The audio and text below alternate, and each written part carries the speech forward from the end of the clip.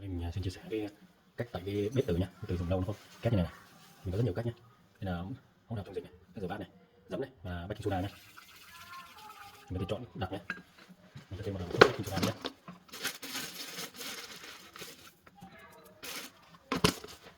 Mình chọn đều này, cùng đều nhé, để dung dịch nó sệt nhé. Mình thử mình đánh trứng ấy, để cho nó cái hỗn hợp này nó đều nhau nhé, đều nhau xong mình sẽ đổ lên đây vào ủ. Mình đánh thêm nó đều nhá. Có nhiều cách để tẩy lắm. Đây là hỗn hợp này, các bạn không có thì các bạn có thể mua ít súp vẩy nhá. Súp vẩy thì nhớ phải đeo găng tay nhá, mà nó sẽ ăn đấy. Đấy. Mình sẽ để như này, nhớ là vừa phải nhá, không nước vào tràn ra nhá. Mình sẽ ngâm lên.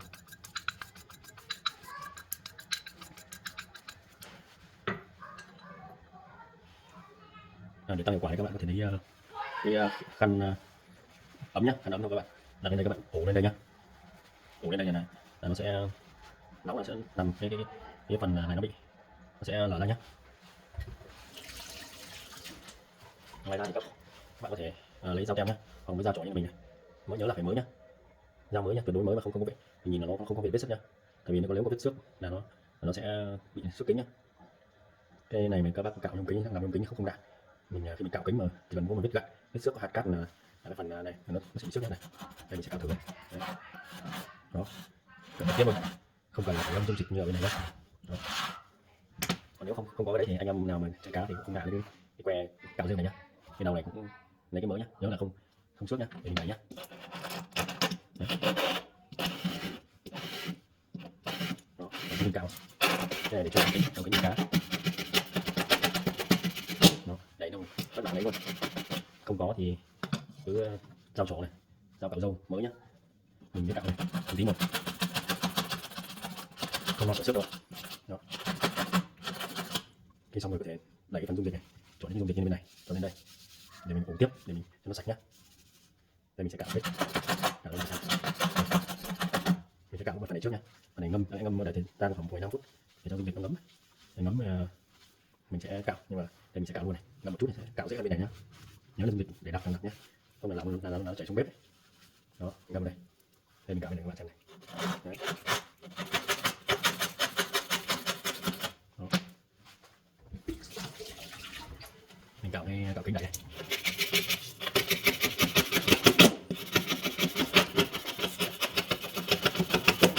Nhớ là cái này không trước đâu nhé. Đó, cũng khá là hiệu quả. Bây giờ mình cạo tay này, cạo tí một, bây giờ mình để kia mình cạo tí một. Đó. Còn các bạn mà dùng sốt thì các bạn phải đeo găng tay nhé. Đây mình nó dùng mỗi nước rửa bát này, rửa bát với chút giấm với chút baking soda nhé. Bếp cùng lâu là phần đen là bám rất là chặt luôn. Các bạn cảm nhiệt tình đi, nghĩa là cái dao này phải mới nhá, dao có vết xước là con mỏ,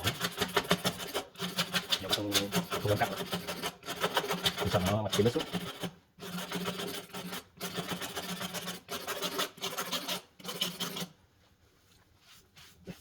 Sẽ lau qua rồi này. Đấy, mình sẽ cắt tiếp này. Này nó bị lâu thì mình lúc xong rồi. Mình cắt tách rồi đấy. Nào này. Đó.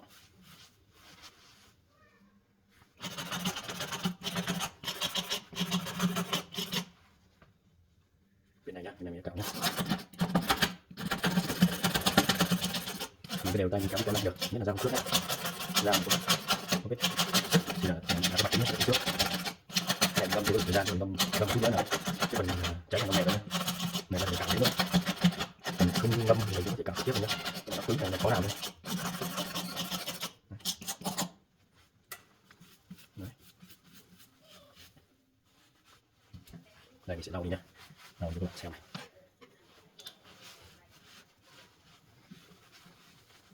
Đó, nếu các bạn mà vệ sinh thường xuyên thì là nó luôn sạch nhá, thấy nhá.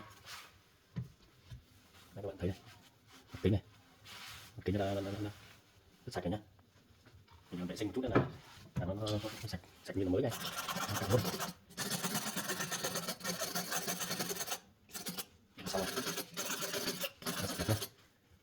cái cách làm nó hay thì cho mình làm nhé. Dòng cái này sẽ giúp cho cái bếp của các bạn chỉ thiết là sạch sẽ nhé. Giờ cần thứ 5 bắt đầu lật. Đó, thì mình lau lại xà phòng nhé, lau lại bếp là sạch sẽ đây. Đó. Đó. Chào các bạn nhé.